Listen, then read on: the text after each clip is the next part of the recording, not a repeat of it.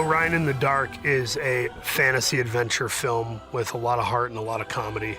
The story is about a kid named Orion who is afraid of everything: bees, dogs, the ocean, speaking in class.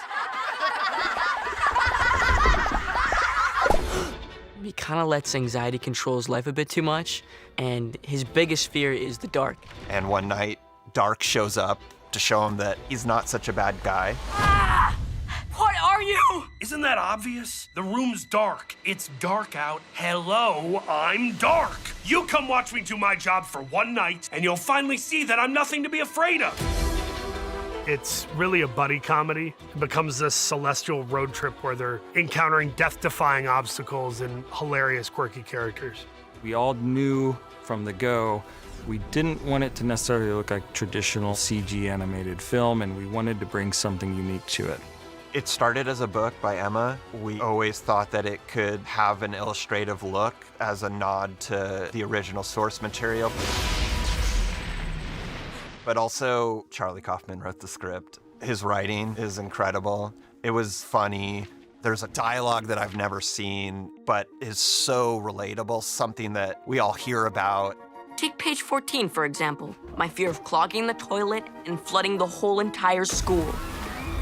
Charlie Kaufman really wrote a pretty nuanced, thoughtful dialogue environment for those characters. The film, even though animated and family-oriented, it still maintains that Charlie Kaufman unpredictability, a dark, brainy sense of humor, and it presents these beautiful, flawed people. You know, I feel like he does that in all of his films, and I am very, very much a fan. So for me, it was really, really special to get that phone call. This being a Charlie Kaufman script, it felt like it needed to be a little more organic, just its own thing, original. When you blend Kaufman, his tone, with something like a New Yorker magazine cover, the idea of watercolors, which we brought from the book, and line work that isn't perfect, and how do you achieve that in an actual 3D space? And it's intentional, and it feels handcrafted. There was an interesting pencil style that I just was very much drawn to, and where I'm like, oh, that fuzzy blanket, they texturized it. You feel like you know what it feels like. And if somebody wears corduroy pants, they're very accentuated. It feels like an artisan made the movie. All the set pieces and everything look very, very real and very beautiful. It's one of those films that you could just watch over and over again just for the sheer beauty of it. We knew very early on we wanted the movie to have that playfulness, to convey that warm, illustrative look. We played with a stop-motion look, a miniature kind of feeling. If you look at the facets of the face, it's not perfectly round. There is some kind of sculptural texture to it, which we wanted to make sure we retain so that light hits it in a way where it feels like it's a crafted object.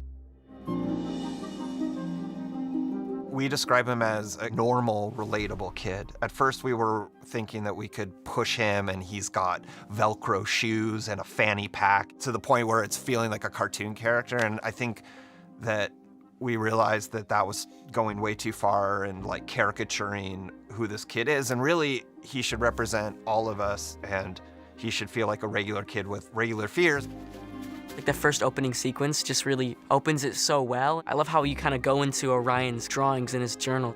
Most people we show the film to either say, literally, that's me, or I really relate to this. I really love the way Orion looks. I think he's adorable, and just his like big, bright eyes, I think capture all of his emotions so well. It's just a very iconic look. I love the hair and the sort of ears and the freckly look and the shirts he wears. Like, everything is perfect. In this world, Dark is a person, a manifestation. Ta-da! Dark is definitely someone who overcompensates, and he's very presentational and big and excited. But I think, like a lot of great comedians, there's that pain that's way down deep inside that makes them this boisterous, funny, lively person. At the end of the day, he's lovable but problematic, which is why they asked me to play him.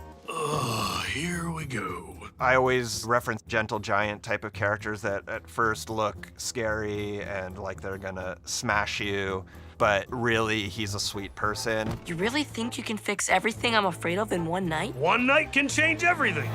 Part of Dark's character is that he's misunderstood, and we wanted that to visually come through. It was cool to think of it more in terms of practical effects and how interesting it would be to just feel like ink is absorbing into the screen to make it nighttime, which is something that Charlie had in his script. We instantly started feeling like it needed like a 2D, 3D hybrid approach. He's always got kind of this flowing ink texture where you can kind of make out the shape of his face, but not always. But you can definitely see his eyes so that you can key in and you can relate to him a little bit more.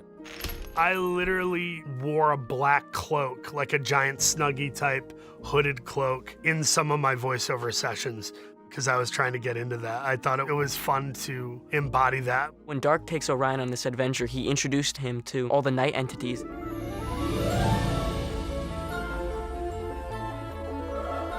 The night entities are my favorite part of the whole film. They all have their own function. They're actually very professional at what they do. You know, they have their different methodologies. There's Dreams, who is the leader of all the entities. She paints dreams crafted from your own experiences. The one that got me the most excited was Dreams, which is voiced by Angela Bassett. Orion, it's been a dream spending the night with you. It really has. She's one of those actors that's so powerful and versatile. There is something really soothing and beautiful about what she brings to that performance. Everyone's loving it. Thank you. Quiet is just this little puffball that is just able to somehow absorb all of the noises in the night into just like such a small little creature. She's a dandelion meets a mouse because we're thinking of like what is quiet, like visually, and when a dandelion blows in the air, it seemed light and quiet, and then that idea of quiet as a mouse is interesting. We didn't want the entities to feel like they're real characters, so everything is like a mix-up. Unexplained Noises is like a robot meets like a Sony Walkman. She's recorded all these sounds, and if you watch the buttons on her body, it goes to green and the tape starts playing when she makes Unexplained Noises. So really her mouth is just a megaphone, and the sounds are coming from like pre-recorded Foley work that she did. Sleep was a really fun one to design. She was based off of a teddy bear. What? It's fun to see that character speak a different accent. Stop! Doc, do you mind? I can't have this blabbermouth freaking out while I'm trying to get work done. Because I like that the entities are from different parts of the universe. ガスの匂い? オーブンの電源ちゃんと切ったっけ? Insomnia is sort of sweaty, uncomfortable, scratching, maybe. He drinks a lot of coffee. He is the one that keeps people up at night. He whispers worrisome things in their ears. We wanted him to evoke a sense of annoyance. He's based on a mosquito. He's this small, irritating character, and his whole body glows in the dark. He has alarm clock eyeballs, something that you can't turn off. I love the line where one of the night entities says to Dark, you cannot just take a kid from his home and try to parade him around, show him how great you are just to feed your insecurity. And he's like, whoa, that is insightfully harsh.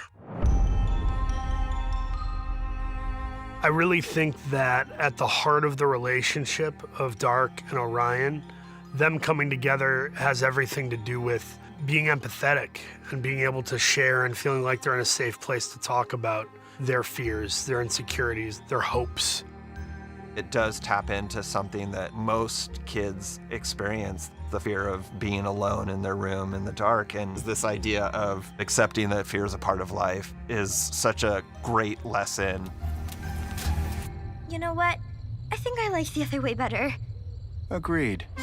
And I think we all feel really proud of that this is something that, a message and a theme that kids and adults can actually put into action, and it could help them. I think it'll be really good for kids to watch this and kind of see that it's okay to be scared and it's okay to have fears and it's all just part of life. It's really important to go out of your comfort zone and, explore the unknown. It has these levels and layers of being a fun adventure movie that is then going to make you laugh. But by the end of it, I was choking up and feeling really moved. I'm excited for them to feel that range of emotions that the film provides.